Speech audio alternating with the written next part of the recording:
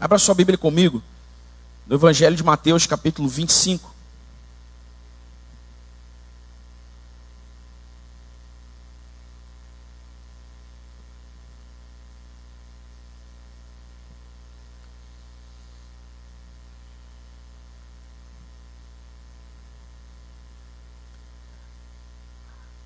A palavra de Deus para a nossa semana é fidelidade. Diga comigo, fidelidade. Diga forte, fidelidade. Fidelidade. Então, tanto agora quanto na celebração da noite, nós estaremos refletindo a partir da palavra de Deus sobre a fidelidade que se espera de nós. Então, o tema da mensagem dessa manhã é chamados para ser fiéis. Chamados para ser fiéis. Vamos ler o que diz a palavra de Deus em Mateus capítulo 25, a partir do versículo 14. Esse é o texto bíblico que nos conta a parábola dos talentos. É uma parábola bastante conhecida dentre as parábolas que Jesus contou durante o seu ministério messiânico na terra. Nós certamente já ouvimos muitas vezes a parábola e já ouvimos muitas vezes mensagens sobre a parábola. E nós vamos ouvir novamente o que o Senhor tem a nos dizer através dela. Amém? Então, Mateus capítulo 25, a partir do versículo 14, diz assim a Bíblia. Pois será como um homem que, ausentando-se do país, chamou os seus servos e lhes confiou seus bens. A um deu 5 talentos, a outro deu 2 e a outro deu 1, de acordo com a capacidade de cada um deles. E então partiu. O servo que tinha recebido 5 talentos, saiu imediatamente a negociar com eles e ganhou outros 5. Do mesmo modo, o que tinha recebido 2, ganhou outros 2. Mas o servo que tinha recebido 1 talento, saindo, fez um buraco na terra e escondeu o dinheiro do seu senhor. Depois de muito tempo, o senhor daqueles servos voltou e fez um ajuste de contas com eles. Aproximando-se o que tinha recebido 5 talentos, entregou outros 5, dizendo: o Senhor me confiou 5 talentos, eis aqui outros 5 que ganhei. O Senhor disse: muito bem, servo bom e fiel, você foi fiel no pouco, sobre o muito o colocarei. Venha participar da alegria do seu Senhor. E aproximando-se também o que tinha recebido 2 talentos, disse: o Senhor me confiou 2 talentos, eis aqui outros 2 que ganhei. Então o Senhor disse: muito bem, servo bom e fiel, você foi fiel no pouco e sobre o muito o colocarei. Venha participar da alegria do seu Senhor. Chegando por fim, o que tinha recebido 1 talento disse: sabendo que o Senhor é homem severo, que colhe onde não plantou e ajunta onde não se espalhou, fiquei com medo e escondi o seu talento na terra. Aqui está o que é seu. Mas o Senhor respondeu: servo mau e preguiçoso. Você sabia que eu colho onde não plantei e ajunto onde não espalhei? Então você devia ter entregado o meu dinheiro aos banqueiros, e eu, ao voltar, receberia com juros o que é meu.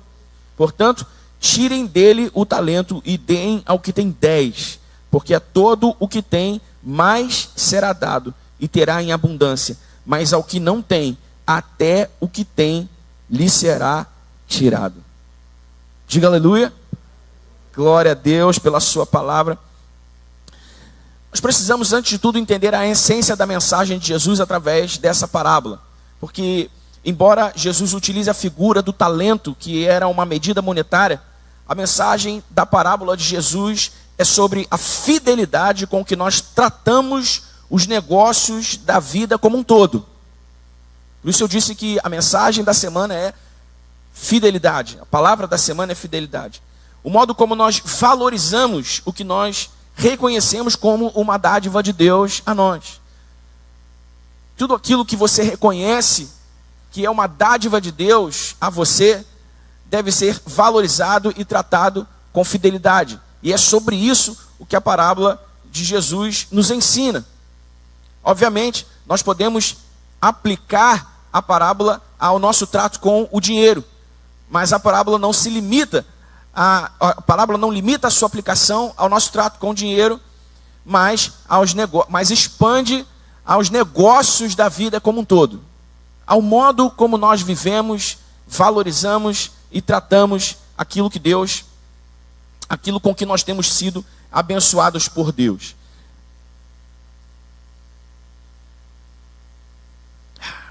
Precisava dar uma bitoca nesse café aqui, o cheiro subiu, falei, caramba, deixa eu terminar logo a leitura para beber o café. Tô brincando. Hoje eu só aproveitando aqui esse momento, hoje eu, antes de vir para cá, vi um post no Instagram, achei super interessante, assim, o post dizia assim, seja o cheiro de café na vida de alguém. Cheiro de café é bom, né, irmão? Quem não gosta de café aqui? Deixa eu ver, quem não vai para o céu? Levanta a mão, deixa eu ver. Quem não gosta de café? Tá, poucos irmãos não gostam de café. Café tem um cheiro bom, né, irmão? Quando o café acaba de ser passado, sobe aquele cheirinho, dá vontade. Até quem não gosta muito quer tomar. Então, seja o cheiro de café na vida de alguém. Amém? Glória a Deus, glória a Deus. Então, irmãos, nós precisamos entender que a palavra do Senhor para nós essa semana é fidelidade. Recentemente, mais precisamente de dezembro para janeiro, eu ganhei esse livro de presente aqui, Liderança que Deus Valoriza. Ganhei de presente dos nossos queridos irmãos Patrícia e Wilson Musquim. Esse livro foi escrito por Richard Stearns, que é um autor muito famoso e que durante muitos anos liderou, presidiu a organização Visão Mundial. Quem conhece a Visão Mundial? Visão Mundial é uma organização global que se ocupa de erradicar a fome na Terra, especialmente nos lugares onde a fome é mais severa. E essa é uma organização muito conhecida e reconhecida globalmente.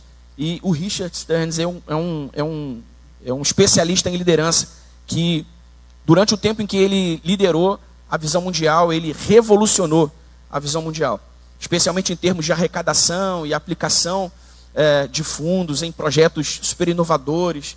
Eu encorajo os irmãos a pesquisarem um pouco sobre a vida de Richard Stearns e a vida também, e a história também da Visão Mundial, porque é uma organização bastante interessante e, sem dúvida alguma, uma ferramenta nas mãos de Deus para a expansão do seu reino.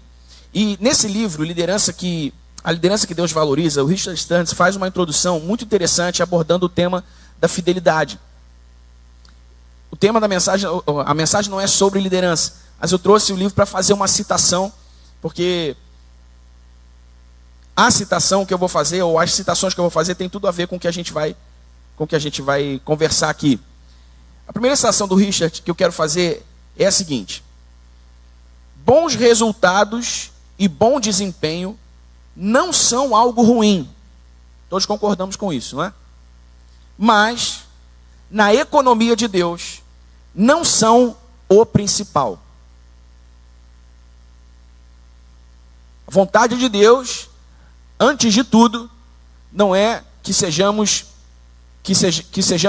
bem-sucedidos naquilo que fazemos, mas que sejamos tão parecidos com Jesus o quanto pudermos ser. Ser sempre será mais importante que fazer. Amém? Então o que o Richard está dizendo aqui é isso. Na economia de Deus isso não é o principal. Resultados não é o principal. Performance não é o principal. Aquilo que nós podemos produzir e o quanto isso significa para as pessoas à nossa volta e para a sociedade de um modo geral, isso não é o principal. No mundo em que o sucesso é rei, devemos ter cuidado para não cair na armadilha de acreditar que a nossa identidade, de alguma forma, deriva da magnitude de nossas conquistas, em vez de nosso relacionamento com Deus. Está pegando aqui, irmão? Nós não podemos cair nessa armadilha de acreditar que nós somos aceitos e valorizados por Deus por causa daquilo que nós somos capazes de fazer. O que nós podemos fazer importa para Deus, mas não é o que mais importa para Deus. O que mais importa para Deus é quem nós somos e quem nós estamos nos tornando. Ele continua: creio que Deus se preocupa muito mais com a forma como se lidera, e eu abro um parêntese aqui para ampliar a mensagem, não só para líderes, mas para todos nós, com a forma como nós vivemos, do que com o sucesso que se alcança, ou do que com o sucesso que nós podemos alcançar.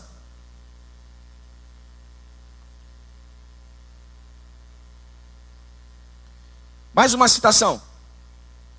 A busca obstinada pelo sucesso se torna um ídolo em nossa vida, que nos atrai cada vez mais para longe de Deus.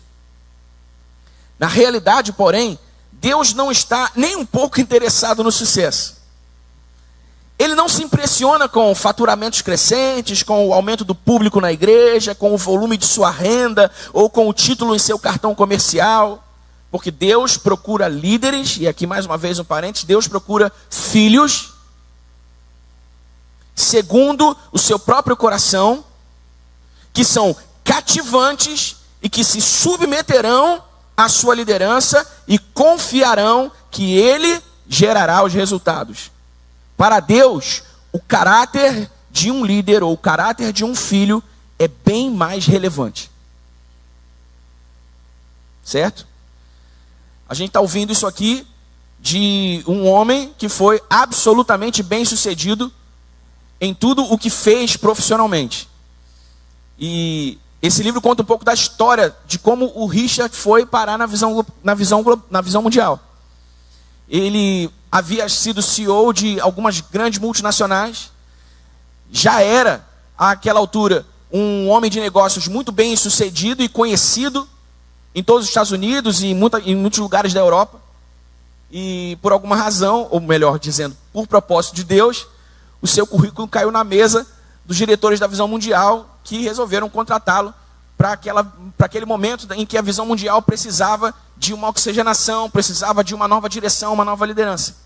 E isso, profissionalmente e também financeiramente, representava um decréscimo, uma desvalorização muito grande na carreira do Richard. E é a partir disso que ele vai contando a sua história, e é por isso que ele começa com essa introdução.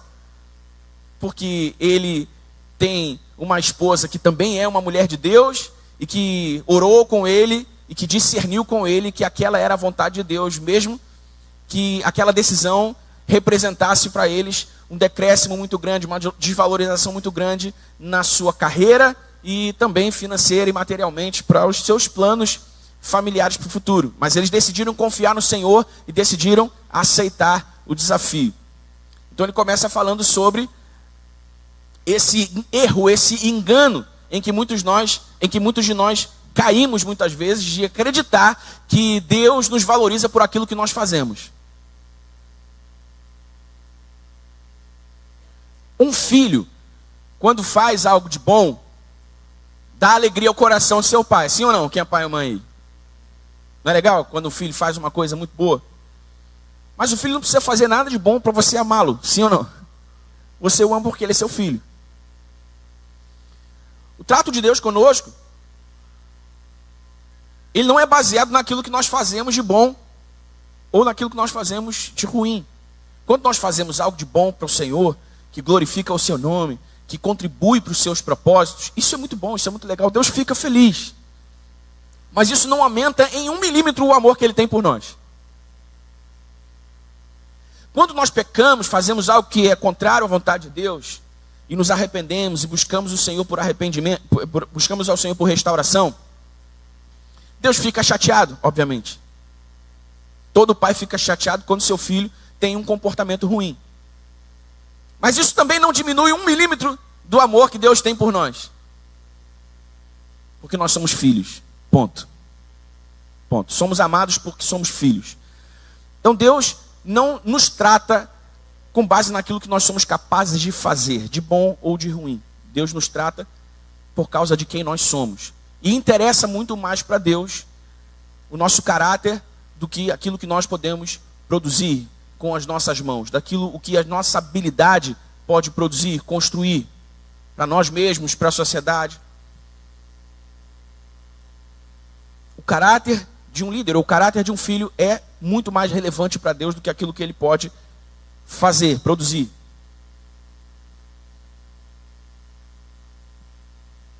Agora, para encerrar aqui as citações, olha que interessante. Ele diz assim, Madre Teresa, vocês conhecem Madre Teresa de Calcutá, certo? Conhecem a história dela.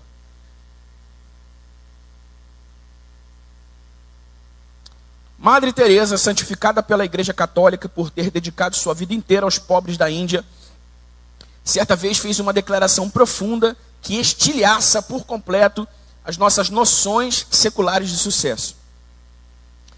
O senador dos Estados Unidos, Mark Hatfield, em visita a Calcutá, a viu se mover entre as camas dos doentes e moribundos. E o senador se impressionou com o tamanho descomunal das necessidades em comparação com os recursos que ela dispunha. Madre, a senhora não se sente terrivelmente desencorajada ao ver a magnitude da pobreza e compreender o pouco que é capaz de fazer? Perguntou ele. De forma respeitosa, o que ele estava perguntando de fato era se ela sentia que estava fracassando diante das adversidades avassaladoras. Ela lhe respondeu: meu caro senador, Deus não me chamou para ter sucesso. Ele me chamou para ser fiel.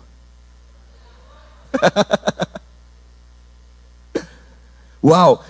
Em apenas 16 palavras, Madre Teresa pôs o nosso paradigma de sucesso de pernas para o ar.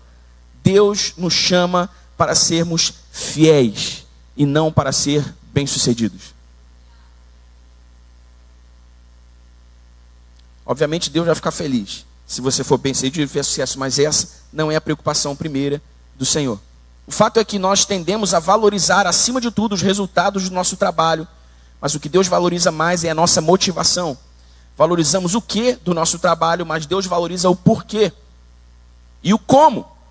Priorizamos o destino a ser atingido, mas para Deus tudo o que importa é a jornada. Recompensamos o sucesso, mas para Deus a questão fundamental é a fidelidade. Essa verdade única contraria a maior parte do que nós aprendemos sobre liderança em livros, seminários, universidades e em nossos locais de trabalho.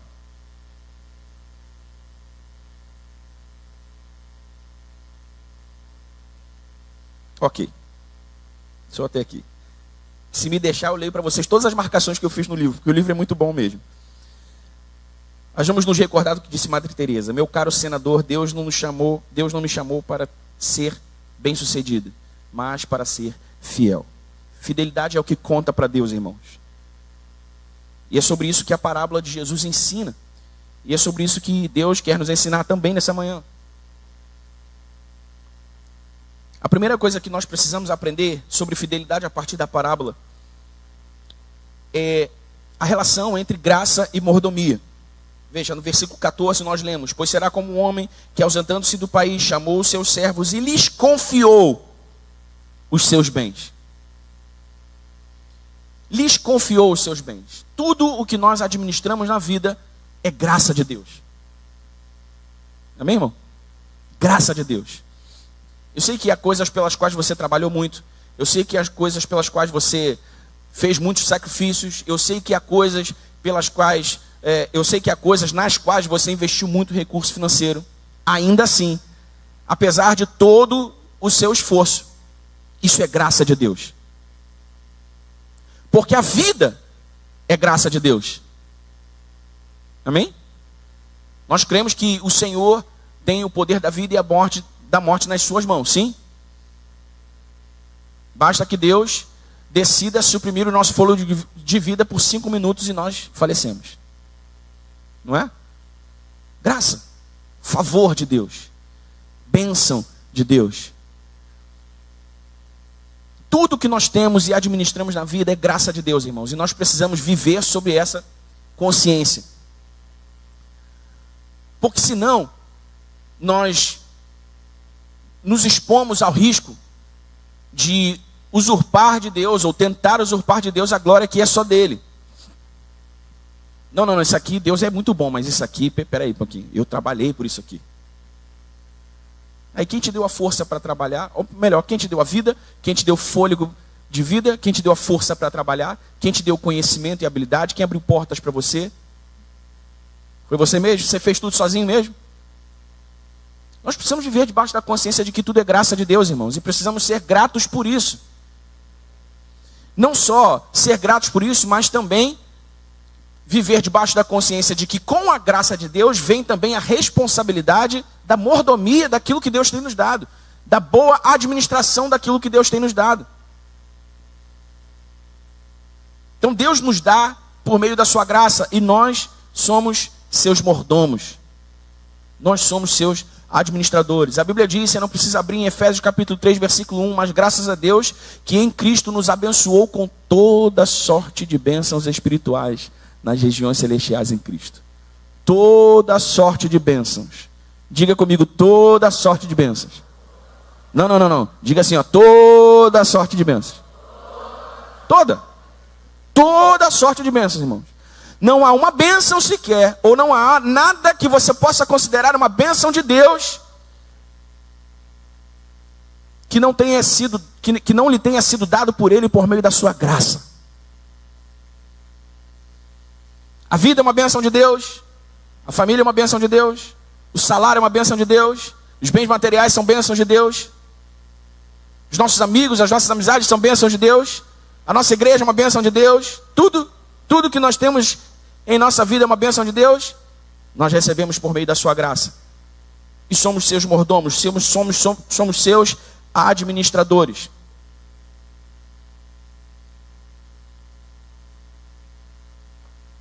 Então essa é a primeira coisa que nós precisamos saber sobre fidelidade. Precisamos ser fiéis porque nada é nosso. Precisamos ser fiéis porque nada é mérito nosso. Precisamos ser fiéis porque nada é resultado do nosso esforço somente, do nosso trabalho somente. Antes do nosso esforço, antes do nosso trabalho, antes do nosso mérito, vem a graça de Deus que nos permite fazer o que fazemos, ter o que temos, construir o que construímos. E por isso devemos ser responsáveis. Por isso devemos ser cautelosos, cuidadosos. Amém? Não caia no erro de acreditar a si mesmo o mérito de algo que você sabe que é graça de Deus.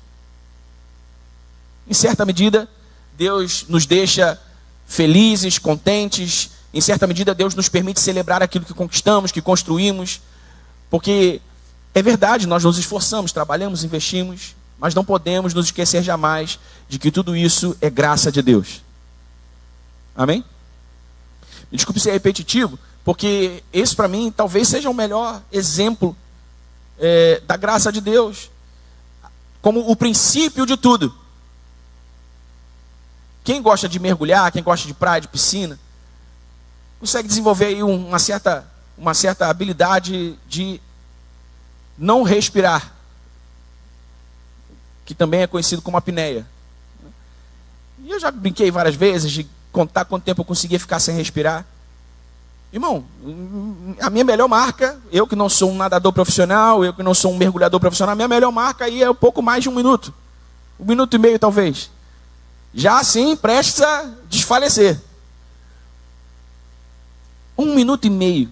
Basta que eu não respire por 1 minuto e meio. E eu não existo.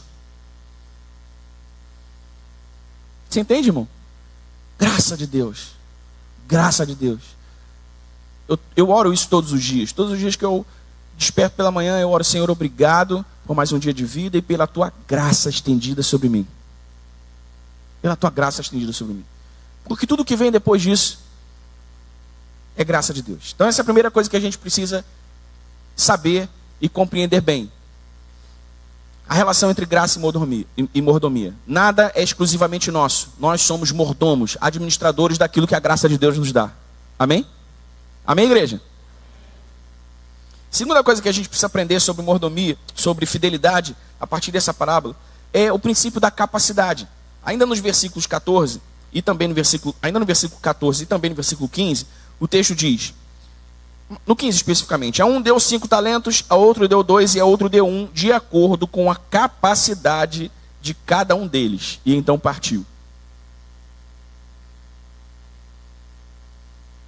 Por diversas razões, irmãos, que eu não vou qualificar aqui, porque não é esse o objetivo da mensagem, mas por diversas razões, cada um de nós tem capacidades diferentes.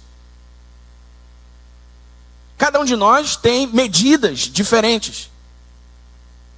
Aquilo para o que eu sou muito capaz, aquilo para o que a minha medida é bem grande, talvez não seja aquilo, talvez não seja o mesmo para que você é muito capaz, para o que a sua medida é muito grande. E vice-versa. Por exemplo, Irmãos, eu tenho pavor de desmontar coisa.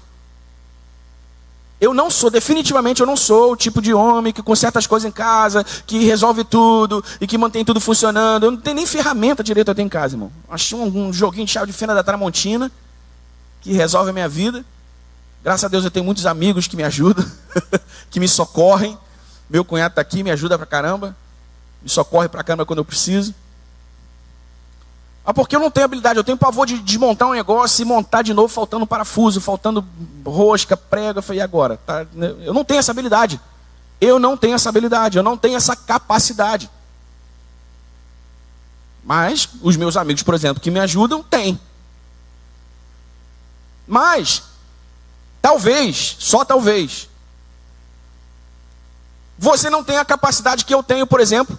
Nesse momento, você pode desenvolver e adquirir essa capacidade. Mas você talvez não tenha a capacidade que eu tenho de ler, por exemplo. Ler rapidamente. Em poucas horas eu li quase 100 páginas de um livro anteontem. Pouquíssimas horas, um pouco mais de 1h30, assim.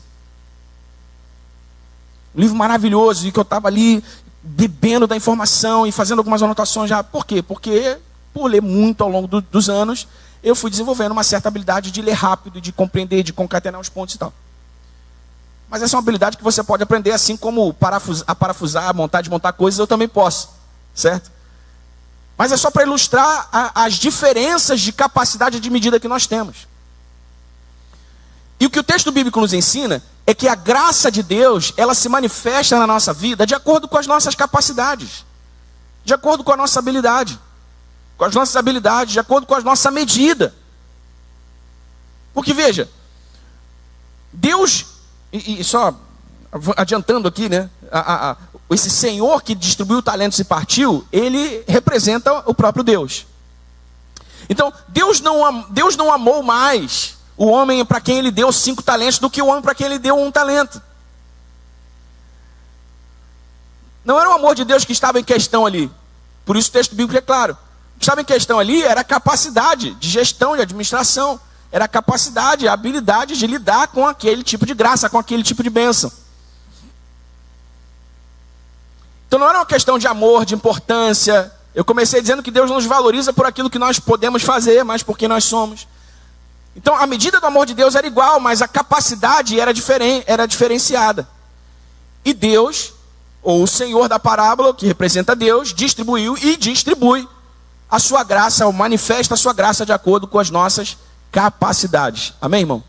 Então nenhum de nós precisa se sentir menor, nenhum de nós precisa se sentir menos importante, nenhum de nós precisa se sentir desprestigiado, desvalorizado, porque não tem essa ou aquela capacidade, porque não tem essa ou aquela habilidade, porque não sabe fazer isso ou aquilo.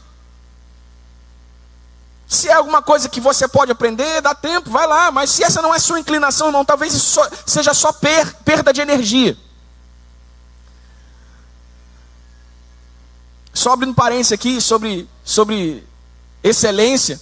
Então as pessoas às vezes pensam que excelência é saber fazer muito bem um monte de coisas, não é? Mas não, esse é um conceito errado.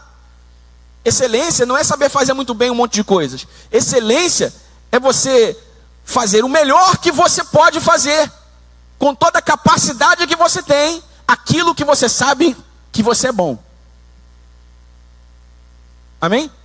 Então quem é o homem excelente? O homem excelente, a mulher excelente, é aquele homem, aquela mulher que faz tudo que tem, com tudo que pode, naquilo que sabe que é bom. Certo?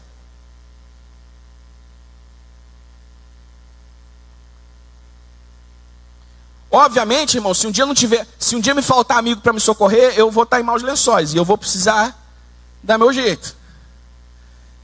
Tomara que eu não exploda a minha casa, tomara que eu não bote fogo em tudo, mas eu vou precisar dar meu jeito. Mas a verdade é que também por isso Deus nos fez corpo como membros interdependentes, para que precisássemos uns dos outros, para que servíssemos uns aos outros. Amém? Amém, irmão? Então a segunda coisa sobre fidelidade que a gente precisa aprender aqui é o princípio da capacidade. Em Lucas capítulo 6, versículo 38, Jesus diz assim, olha, dê e vos será dado, boa medida, sacudida, calcada, generosa e transbordante vos darão, Porque com a medida que você medir, você também será medido. O que isso significa? Isso significa que nós somos cheios de acordo com a nossa medida. Nós recebemos de acordo com a medida que oferecemos. Já disse várias vezes aqui, ninguém coloca 2 litros de água numa garrafa de 1 litro só, né? Porque a medida é de 1 litro. Então, se a sua garrafa é de 1 litro, Deus não vai despejar 2. Se o seu recipiente é de 3 litros, Deus não vai despejar 5. Então, nós precisamos estar conscientes das nossas capacidades, conscientes das nossas habilidades e administrar a graça de Deus de acordo com as nossas habilidades, capacidades, com toda a excelência que nós podemos administrar, com toda a fidelidade que nós podemos e devemos administrar. Amém? Então ninguém se sinta menor, menos importante. Não, irmãos, não. Apenas fomos criados por Deus com capacidades diferentes. Repito, obviamente há capacidades que nós podemos adquirir e desenvolver, mas isso depende da disponibilidade, da disposição, da vontade de cada um, do propósito pelo qual se faz isso. Mas esse também não é o tema da mensagem de hoje. O fato é que fidelidade exige também a consciência do princípio da capacidade. O princípio da capacidade. Por quê, irmãos? Porque hoje nós vivemos numa sociedade absolutamente imagética. Tudo é imagem, tudo é foto, tudo é vídeo, tudo é o que se vê, e tudo que se tem são as impressões daquilo que se vê, e na maioria das vezes nós tomamos aquilo que vemos como a verdade absoluta dos fatos. Sim ou não? Então nós muitas vezes vemos a vida do vizinho como nós gostaríamos que fosse a nossa vida. Muitas vezes nós vemos os recursos do vizinho como os recursos que nós gostaríamos de ter. Mas há um problema aqui, porque aquilo pode muito bem nem ser verdade. E caso seja, aquela é a medida dele, aquela é a capacidade dele, naquele momento. Pode não aumentar mais, pode aumentar mais, mas a sua também. Pode não aumentar mais, mas pode aumentar também. E aí nós caímos na desgraça da comparação. Caímos na desgraça da comparação. Quando eu assumi a igreja como pastor, irmãos, em 2017, eu comecei a seguir lá na rede social um montão de igreja grande, igreja famosa, para pegar as referências, para ver como é que as coisas funcionavam, para entender como é que, se havia coisas que eu podia fazer aqui e tal. Irmãos, em coisa de um mês e meio, eu comecei a ficar tão frustrado, eu comecei a ficar tão decepcionado, eu comecei a ficar tão chateado. Eu falei assim, caramba, eu nunca vou conseguir chegar aí. Caramba, eu nunca vou conseguir fazer isso. Caramba, eu nunca vou ter esse dinheiro. Caramba, eu nunca vou conseguir produzir isso na Pavuna. Por que a Pavuna? Por que isso? Por que o Rio de Janeiro? E eu falei, caramba, isso aqui está me fazendo mal. Porque eu comecei a me comparar como pastor, e eu comecei a comparar a realidade do pastor A, B, C e D com a minha realidade aqui. Eu vi que eram realidades absolutamente diferentes. Eu falei, não. Deus deu. Lembra do que o Richard disse? Deus não se importa com resultados. Deus se importa com caráter. Deus se importa com fidelidade. Em primeiro lugar. Porque os resultados também são importantes. E eu falei, não, eu preciso parar de seguir. Eu comecei a parar de seguir todas essas igrejas. Também não segui mais igreja nenhuma. Sigo de novo, né? Segui de novo algumas, mas não vou ficar olhando mais ninguém, não vou ficar me comparando com ninguém. Já entendeu o que Deus tem para nós. Já entendeu o que Deus tem para mim como pastor. Porque é fácil, hoje em dia é fácil. É fácil e rápido. A gente cai na desgraça da comparação e a gente começa a se esquecer de que Deus reparte a sua graça, manifesta a sua graça de acordo com as nossas capacidades, as nossas habilidades.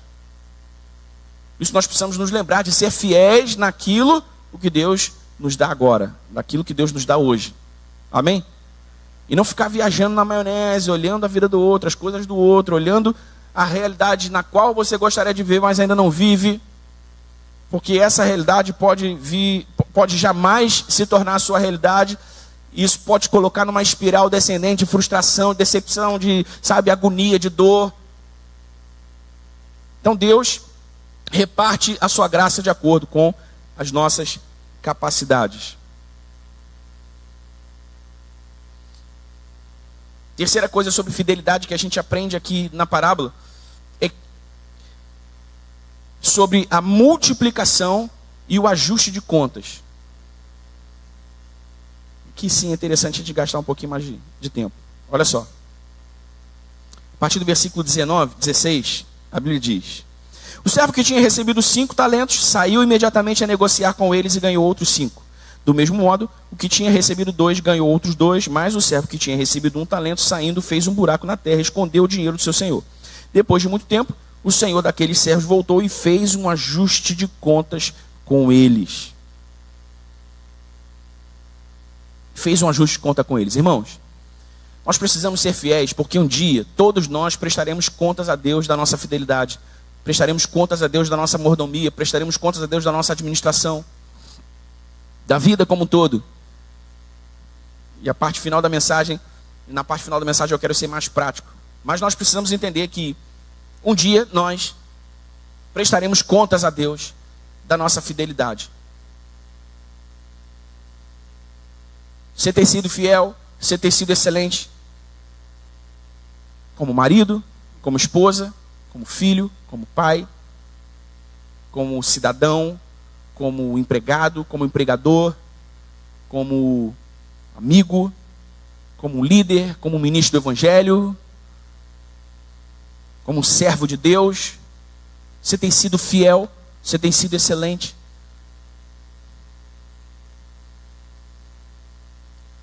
Você tem feito tudo o que você pode com tudo o que você tem.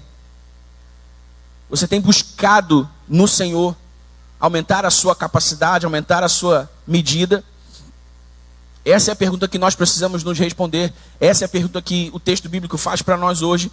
E essa é a mensagem que deve dirigir a nossa semana. Estamos sendo fiéis naquilo que Deus já nos confiou, nos negócios da vida como um todo. Ou há coisas, nos negócios da vida como um todo, que nós estamos empurrando com a barriga, que nós estamos deixando para lá, que nós não queremos nos aborrecer, e aí vamos postergando resolver, e coisas que nós, que eu estou com preguiça de mexer nisso, não, sabe? Estou acomodado nessa zona de conforto aqui, está tão bom para mim, por que eu vou me mexer, não, deixa isso quieto. Estamos sendo fiéis ou estamos sendo preguiçosos?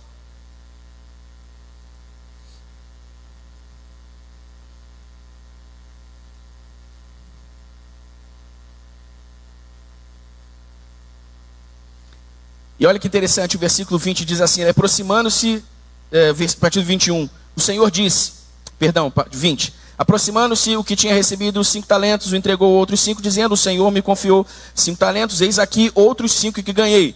O Senhor disse, muito bem, servo bom e fiel. Você foi fiel no pouco, sobre o muito colocarei. Venha participar da alegria do seu Senhor. E aproximando-se também o que tinha recebido 2 talentos, disse, o Senhor me confiou 2, eis aqui outros 2 que ganhei. Então o Senhor disse, muito bem, servo bom e fiel, você foi fiel no pouco, sobre o muito colocarei. Venha participar da alegria do seu Senhor. 24, chegando por fim o que tinha recebido 1 talento, disse, sabendo que o Senhor é um homem severo, que colhe onde não plantou e ajunta onde não se espalhou, fiquei com medo e escondi o seu talento na terra. Aqui está o que é seu. Mas o Senhor respondeu, servo mau e preguiçoso. O que é a fidelidade nos negócios da vida, do ponto de vista de Deus, revelado a nós, através da parábola que Jesus contou? A nossa disposição em multiplicar aquilo que Deus nos deu. Do ponto de vista de Deus, nós aprendemos com essa parábola que fiel é quem multiplica.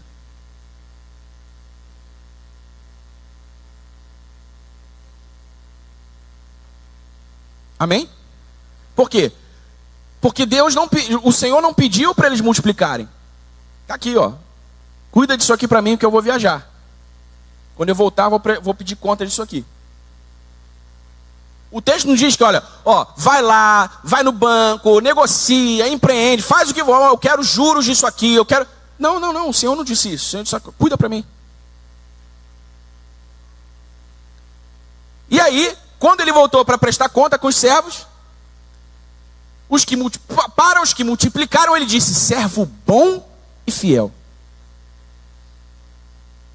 Mas olha só, a gente podia pensar do servo que recebeu 1 talento só e guardou. Mas Que mal o cara fez para o Senhor chamar ele de mal, de preguiçoso? O cara está ali, guardou o negócio. Ele só não multiplicou. E Jesus disse para ele, mal e preguiçoso. Servo mal e preguiçoso. Então, do ponto de vista de Deus, irmão, fiel é quem multiplica. Fiel é quem está disposto a trabalhar com o que tem para multiplicar, para crescer, para aumentar, para melhorar. Amém? Porque se eu fico falando de multiplicar e de crescer e de aumentar, você pode associar isso a alguma coisa que se mede visualmente, ou alguma coisa que se mede muito objetivamente. Mas não. Lembre-se que eu estou falando sobre fidelidade nos negócios da vida como um todo. Então há aquilo o que você não vai conseguir medir visualmente. Há aquilo que você não vai conseguir mensurar objetivamente. Mas que certamente se mostrarão avanço, se mostrarão progresso nos retornos que você terá. Por exemplo, aos casados. Irmãos, eu não conheço. Ou talvez eu conheça.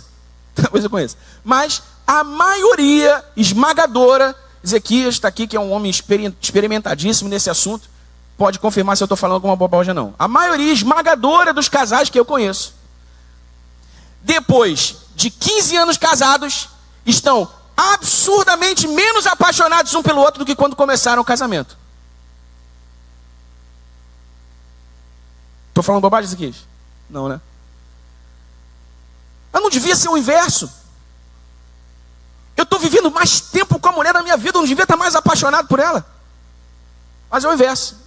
Eu vou ficando menos apaixonado, vou ficando menos interessado, eu vou ficando menos animado, eu vou ficando menos. Servo mau e preguiçoso.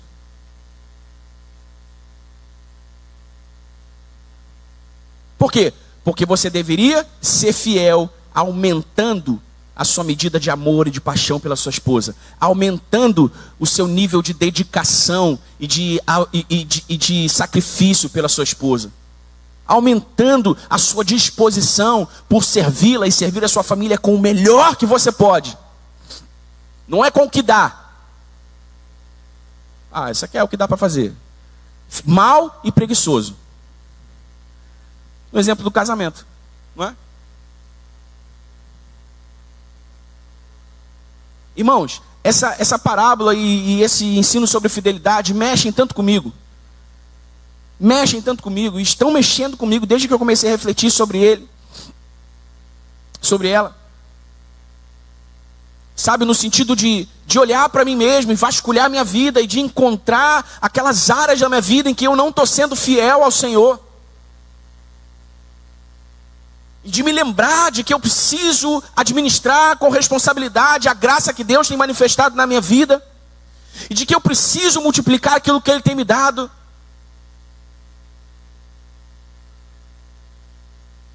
O amor, a paixão no casamento, ok, dá para perceber. Né? Para olhos mais atentos, é possível perceber visualmente. Mas de um modo geral, é meio subjetivo, né? Porque você pergunta para um casal de 15 anos, você ama seu marido, sua esposa? Amo. Mas já faz meses que não leva para jantar, já faz meses que não faz um agrado, já faz meses que não dá um presente, já faz meses que não sai da rotina, já faz meses que não faz nada para lembrar, estou aqui, eu te amo, meu amor, você é a mulher da minha vida. Entende? Então, irmãos, nós precisamos permitir que essa mensagem mexa com a nossa vida. Por quê? Porque nós estamos vivendo num mundo cada vez mais, como eu disse, imagético e cheio de distrações. Que se nós não formos intencionais e que se nós não nos mantivermos atentos, nós saímos rapidamente da posição de homens e mulheres fiéis para homens e mulheres maus e preguiçosos.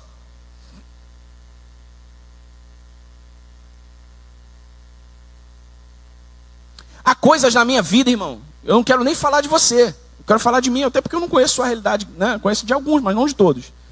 Há coisas na minha vida, irmão, das quais eu me arrependo profundamente diante do Senhor por ter sido mau e por ter sido preguiçoso. Coisas das quais eu me lembrei preparando essa mensagem e pedi perdão de novo. E Deus falou assim, cara, também, você já se arrependeu por isso. Faz o que você pode aí para tentar corrigir, mas não precisa pedir perdão de novo. Eu falei, não, mas isso me incomoda, Senhor. Na parte final da mensagem você vai entender melhor, mas há coisas das quais eu me arrependo de não ter sido fiel, de não ter ido mais longe, de não ter feito mais e melhor, de não ter dado mais glória, mais louvor ao Senhor através daquilo que eu podia fazer e da capacidade que eu podia aumentar, de quem eu podia ser para o Senhor. O problema disso é que quanto mais tempo passa, você tem mais dificuldades para correr atrás, mas dá para correr atrás. Então nós precisamos nos lembrar disso, irmão. Nós precisamos nos lembrar que um dia nós ajustaremos contas com o Senhor, daquilo que Ele tem, da graça que Ele tem manifestado na nossa vida. E nós precisamos nos lembrar que que servo bom e fiel é aquele que multiplica aquilo que o Senhor dá. Aquilo que multiplica o que o Senhor dá. Cultivar no coração uma crescente disposição de ser melhor todos os dias. Cultivar no coração uma crescente disposição de ser maior todos os dias. De corrigir erros todos os dias. De aumentar virtudes todos os dias. De amar mais, de servir mais, de se deixar moldar, trabalhar mais pelo Espírito de Deus, para ser mais parecido com Jesus, todos os dias. Porque a lógica que eu usei para o casamento também é uma lógica que se aplica ao nosso relacionamento pessoal com Deus. Muita gente no Evangelho, depois de 5 anos, não é o mesmo crente de quando começou a sua jornada. Muita gente, depois de 10 anos no Evangelho, não se parece em nada com aquele novo crente que com 2 anos, 3 anos de Evangelho, evangelizava o mundo. Falava de Jesus para todo mundo. Queria ser bom, queria ser melhor, queria ser igual a Jesus. Orava pra caramba, lia a Bíblia pra caramba. Estou falando alguma bobagem, irmão? Não. Ficaram mornos, ficaram acomodados, entraram nessa zona de conforto terrível, que nos qualifica como maus e preguiçosos, e pararam de crescer. Um dia nós prestaremos contas.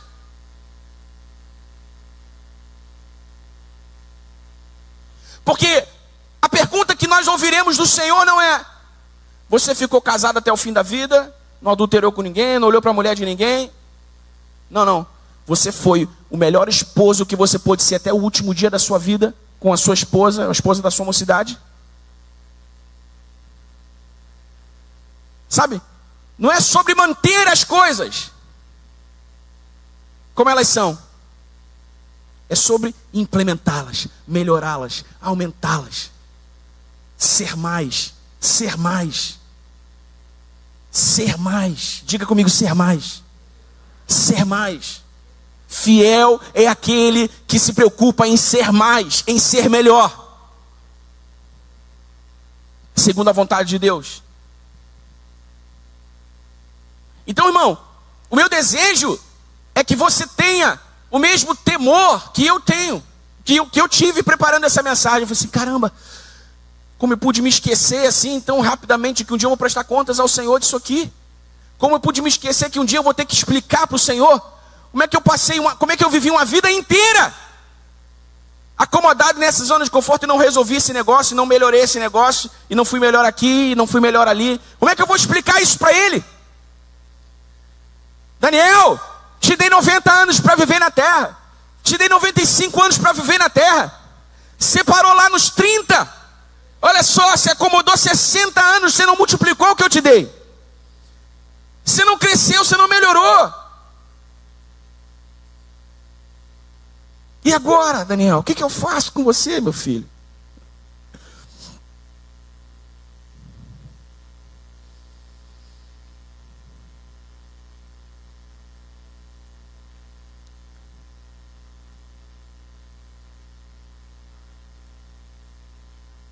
Para começar a finalizar a mensagem, a última coisa sobre fidelidade que a gente aprende no texto, eu já vou para a parte prática da qual eu já falei algumas vezes. nós aprendemos que, com o texto, que a fidelidade que se espera de nós é aquela que trata com responsabilidade os negócios de Deus. Os negócios de Deus é a vida, é o reino. Os negócios de Deus é a manifestação da sua realidade no mundo através de nós. Tá? De um modo bem amplo, de um modo bem generalizado. A fidelidade que se espera de nós é aquela que aumenta, é aquela que multiplica, é aquela que faz crescer. Tanto quem somos, quanto aquilo que se manifesta, quanto aquilo que fazemos, quando aquilo que fazemos é um resultado de quem somos. Amém? Não é o fazer pelo fazer, mas é quando o fazer se torna uma expressão de quem você é, de verdade. Então nós precisamos nos lembrar a relação entre graça e mordomia. Tudo é graça de Deus, nós somos só administradores daquilo que Ele tem nos dado. Nós precisamos nos lembrar que Ele distribui a sua graça de acordo com a nossa capacidade, e que nós podemos aumentar essa capacidade, essa medida. Nós precisamos nos lembrar que um dia nós ajustaremos contas com o Senhor daquilo que Ele confiou a nós, e que a fidelidade que se espera de nós é a que multiplica, é a que faz crescer, é a que faz aumentar. E aqui eu quero entrar agora para finalizar na parte mais objetiva, mais prática dessa mensagem, que tem a ver com os fundamentos da fidelidade, aqueles pilares da nossa vida nos quais nós devemos nos esforçar para ser fiéis ao Senhor. Fiéis ao Senhor. Primeiro, nas nossas habilidades e nos nossos dons. Você tem sido fiel com o Senhor nas suas habilidades e nos seus dons? Quando você nasceu, Deus confiou a você habilidades e dons.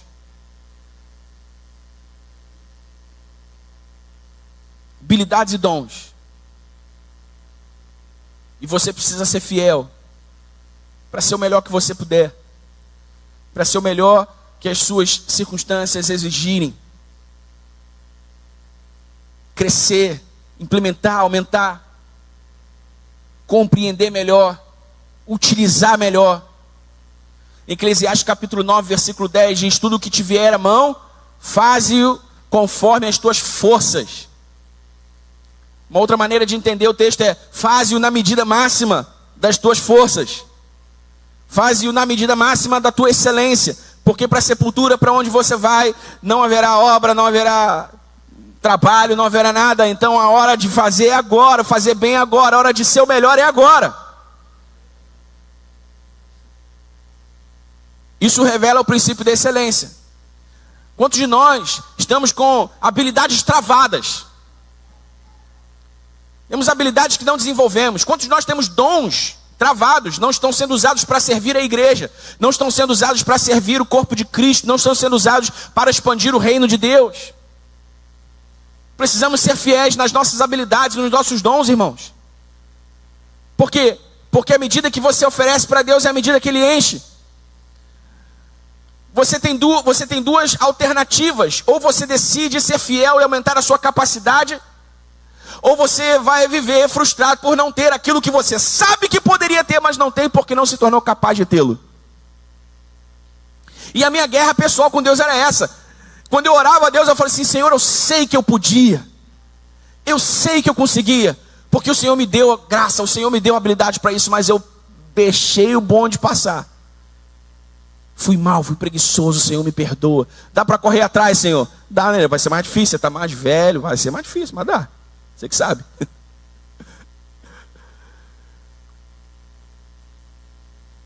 Não, irmãos, nós não podemos ser maus e preguiçosos. Nós devemos ser fiéis e agir sempre no nível máximo da nossa excelência. Amém? Amém, irmão? Segundo fundamento da fidelidade, no que nós devemos ser fiéis ao Senhor: tempo e oportunidades. Nós precisamos ser fiéis ao Senhor no uso do nosso tempo, irmão. Precisamos ser fiéis ao Senhor no uso do nosso tempo. O quanto do tempo de vida que nós temos hoje é desperdiçado com nada. ou quanto do tempo de vida que nós temos hoje não é utilizado naquilo em que nós deveríamos estar investindo tempo. Naquilo que serviria para aumentar a nossa capacidade, naquilo que serviria para aumentar a nossa medida, naquilo que serviria para servir melhor o reino de Deus, servir melhor a sua igreja, servir melhor a sua família, servir melhor a seus filhos, servir melhor a seus pais, servir melhor a sua comunidade, a sociedade. Quanto do nosso tempo nós estamos deixando escorrer pelo ralo porque estamos fazendo o que não nos agrega nada, porque estamos fazendo o que não constrói nada, porque estamos fazendo o que não nos acrescenta nada. E eu não advogo contra, porque eu uso bastante, mas eu não preciso lembrá-los da armadilha das redes sociais, da armadilha das mídias digitais. Eu já falei isso aqui outras vezes, a tecnologia ela é feita, ela é pensada para viciar, para prender os olhos, para prender a atenção, para travar a cognição. É por isso que, sem perceber, há adolescentes principalmente, e adultos também, muitos adultos também, que gastam horas e não sabem que gastam horas.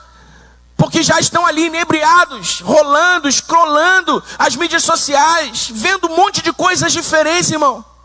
Diferentes, que não acrescentam nada, que não agregam nada, que não trazem nenhum crescimento, nenhuma edificação, nenhum tipo de bênção do Senhor sobre a sua vida, que não melhoram em 1 milímetro, não aumentam em 1 milímetro a sua capacidade para que você receba mais de Deus. Basta perceber o nexo entre os assuntos, entre os temas que aparecem na sua rede social, irmão. Eu sei que o algoritmo trabalha aí para te mostrar aquilo que você tem interesse, né? Mas se você passa aí alguns minutos scrollando a sua rede social, irmão, vai aparecer alguém dançando, vai aparecer alguém dirigindo um carro, vai aparecer alguém contando dinheiro, vai aparecer alguém vendendo alguma coisa, vai aparecer um pastor pregando, um vídeo atrás do outro. Um monte de coisa sem nexo, e você está lá, vendo. Lembrei de fulano, compartilha. Vendo. Lembrei de ciclano, compartilha. Quando você vê, gastou horas naquilo ali. Horas. Às vezes em partes diferentes do dia, mas horas. Horas que você podia estar utilizando melhor. Sendo fiel ao Senhor para aumentar a sua capacidade. Sendo fiel ao Senhor para que no dia do seu ajuste de contas, no dia da sua prestação de contas, você não tenha do que se envergonhar. Oportunidades. Nós precisamos ser fiéis com as oportunidades que Deus nos dá, irmãos. Em Efésios capítulo 5, versículos 15 e 16, o apóstolo Paulo diz: vede prudentemente como andais, não como tolos, mas como sábios, remindo o tempo. Outras versões da Bíblia dizem: aproveitando bem cada oportunidade, porque os dias são maus. A NA diz: aproveitando bem o tempo, porque os dias são maus. O tempo e as oportunidades, irmãos. Nós precisamos ser fiéis com as oportunidades que Deus nos dá. Quantas oportunidades Deus já te deu que você perdeu? Quantas portas Deus já abriu para você que se fecharam porque você não se moveu como deveria, porque você não fez o que poderia fazer, porque você não foi excelente, porque você não foi fiel?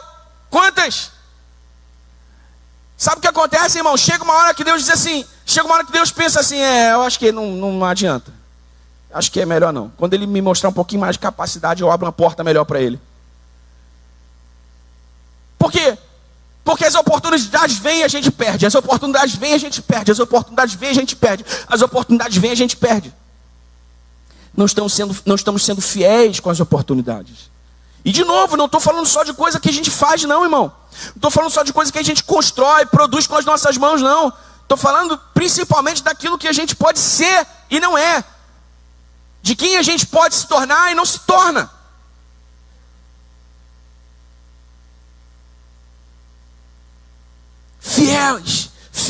Fiéis, que o Senhor nos encontre fiéis na administração, na mordomia do nosso tempo e das nossas oportunidades.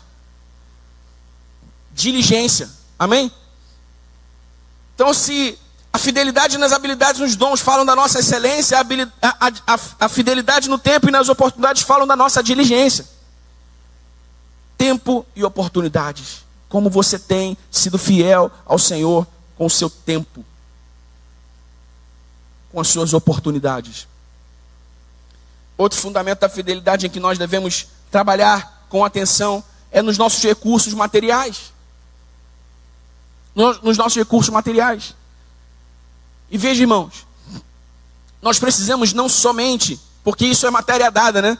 Nós precisamos não somente ter um bom planejamento e uma boa administração financeira e material dos recursos financeiros e materiais que Deus nos dá.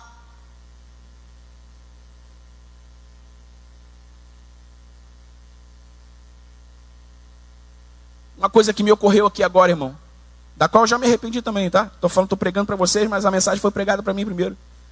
Quantas coisas você poderia ter reparado, mas você jogou fora porque você deixou tanto tempo quebrado que não tinha mais conserto. Parece uma coisa boba, né? Quebrou, aí você não consertou, ficou 2 anos quebrado, teve que jogar fora. Não parece uma bobagem? Mas é um desperdício, é infidelidade com os recursos materiais. Então, não é só sobre fazer um planejamento financeiro e administrar o que se tem, mas é também sobre multiplicar. E aqui é muito importante entender como a economia de Deus funciona em relação ao dinheiro. Por quê? Porque muitos de nós não prosperamos material financeiramente porque não compreendemos como a economia de Deus funciona em relação ao dinheiro. Nós retemos, nós guardamos, nós gastamos com aquilo que é nosso interesse. Mas a palavra de Deus diz lá em Provérbios capítulo 11, versículo 24 e 25. Há quem dê, fala comigo, dá. Há quem dê generosamente e vê aumentar as suas riquezas. Mas há quem retém mais do que deve e acaba caindo na pobreza.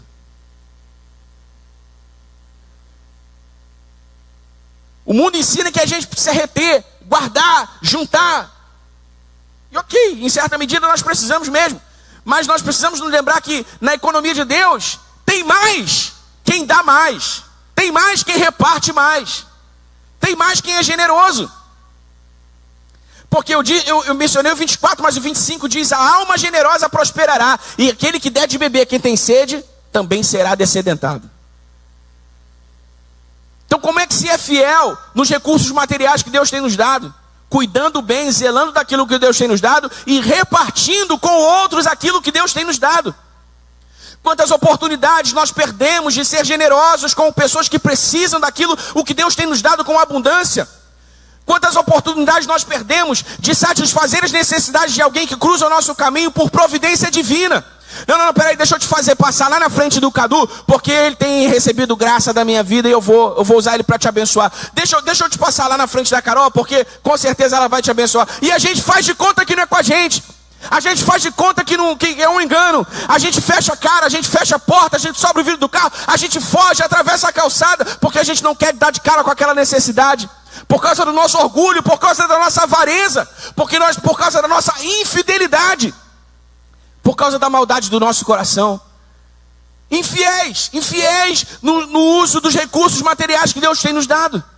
Deus está nos chamando para um novo nível de fidelidade. Deus está nos chamando para restaurar a nossa fidelidade, restaurar a fidelidade da igreja, restaurar a fidelidade da sua igreja. Irmãos, de acordo com o IBGE, daqui a 2 anos, talvez, nós já seremos uma nação majoritariamente evangélica. Mas deixa eu te dizer uma coisa: há uma tremenda diferença entre ser um crente de IBGE e ser um crente de verdade. Há uma tremenda diferença entre ser um evangélico de IBGE e um evangélico de verdade. Porque o que o IBGE não conta é que enquanto a quantidade cresce, a qualidade diminui. O que o IBGE não menciona é que a maioria desses evangélicos são só nominais, porque mal vão à igreja uma vez por semana. São o que uma instituição de pesquisa americana chamada Barna Group já identificou como analfabetos bíblicos. Olha, mas não são evangélicos, não são o povo da fé, não são o povo da Bíblia, são. Até a página 2. E na página 2 a gente começa a identificar quem é e quem não é de verdade. Então Deus está falando com a sua igreja, porque Ele quer restaurar a fidelidade do seu povo. A começar por mim, a nossa comunidade de fé local, Deus quer restaurar a fidelidade do seu povo. Nos últimos dias, nos dias que vão anteceder a volta de Cristo, irmãos, a verdadeira diferença entre os que são e os que não são não estará evidenciada por templos cheios, por templos tecnológicos, mas pela fidelidade do povo. Fidelidade. Fidelidade à verdade, fidelidade à palavra, fidelidade aos mandamentos de Jesus, fidelidade ao que Jesus espera de nós. Então, se você quer ser fiel no uso dos seus recursos materiais e financeiros, irmãos, aprenda o poder da generosidade. Aprenda o poder da generosidade. Faça o seu planejamento, organize as suas contas, mas abra a sua mão e o seu bolso. Amém? Amém, igreja? Porque de maneira surpreendente, de maneira sobrenatural, de maneira inexplicável, Deus retribui. No Evangelho de Lucas, se eu não me engano, essa parábola ela é contada com algumas diferenças textuais assim bem pequenas. E há uma diferença lá em Lucas, quando Jesus diz assim: olha, se vocês não são fiéis com as riquezas injustas, na verdade nem é a mesma parábola, é uma outra parábola.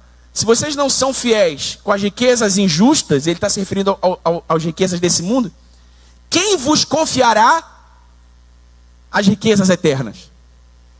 Como quem diz assim: olha, se vocês não conseguem ser fiéis com esse pouco que vocês gerenciam aí, como é que eu vou poder derramar mais das riquezas celestiais, das riquezas verdadeiras, a verdadeira riqueza do reino sobre a vida de vocês?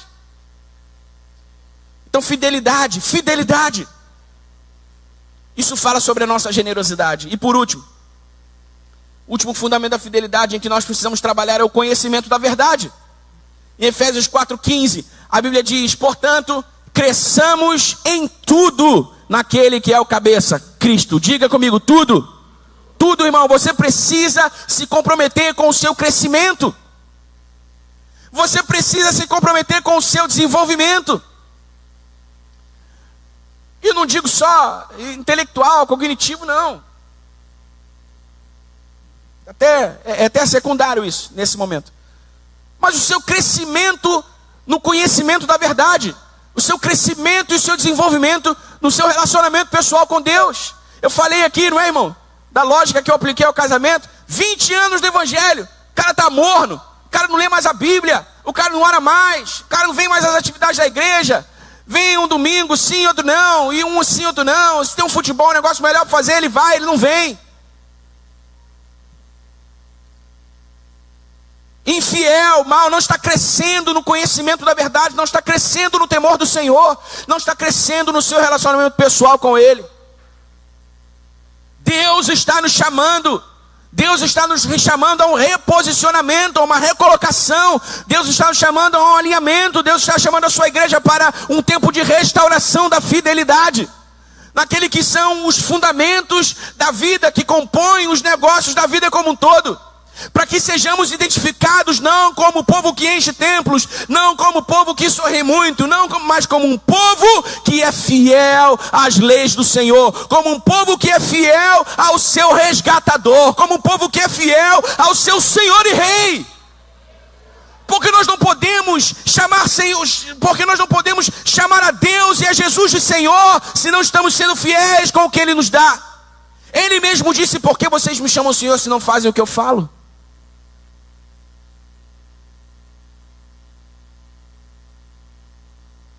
Fidelidade. Fidelidade. Fidelidade. Fidelidade quando ninguém está vendo. Fidelidade quando ninguém pode julgar. Fidelidade quando ninguém pode elogiar. Fidelidade quando ninguém pode criticar. Fidelidade quando ninguém pode saber. Fidelidade. Fidelidade quando ninguém pode perceber. Fidelidade.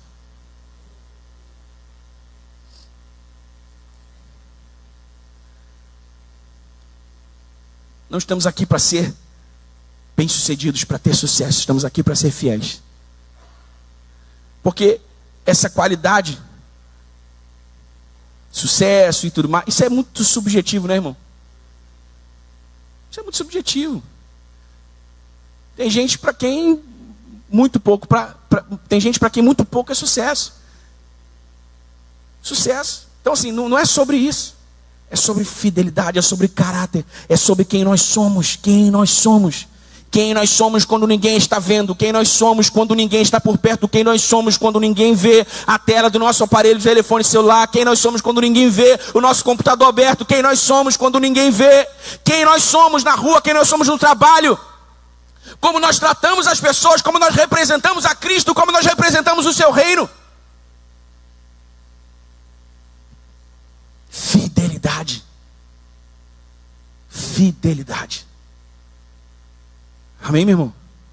Então se lembre de que tudo é graça.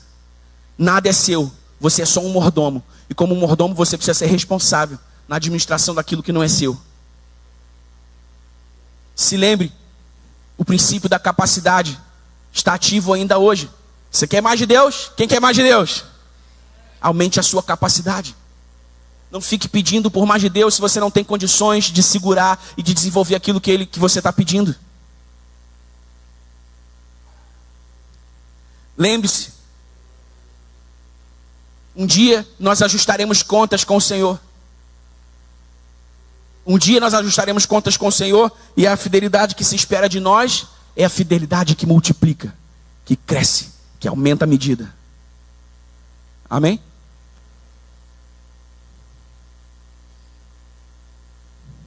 E durante toda essa semana, você deve trabalhar nesses fundamentos da sua fidelidade com o Senhor. Corrigindo o que precisa ser corrigindo, aparando arestas, se arrependendo. Vá aos pés do Senhor e diga: Senhor, eu me arrependo por ter sido infiel nessa área, por ter sido infiel até hoje nisso, naquilo, por não ter feito assim, por não ter feito assado, por não ter olhado a tua palavra e visto o que o Senhor espera de mim. Habilidades e dons, tempo e oportunidades, recursos materiais e conhecimento da verdade. Amém? Amém, igreja? É que nem cuidar da saúde, irmão. É que nem cuidar da saúde. Você não precisa fazer nada. Você não precisa fazer nada para engordar, para estragar a sua saúde, nada. É só ficar paradinho, comendo, trabalhando, fazendo nada.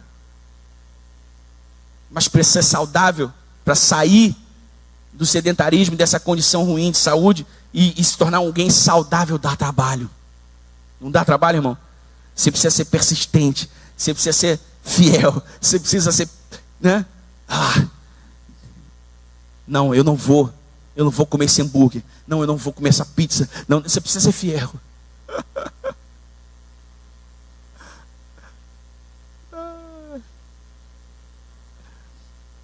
Então, irmão, a gente precisa se mover em direção à palavra do Senhor nessa manhã. E a gente precisa assumir com o Senhor um compromisso de ser fiéis para Ele. Amém? Amém, igreja? Fidelidade. Fidelidade. Fidelidade. Fique de pé no seu lugar, irmão, em nome de Jesus.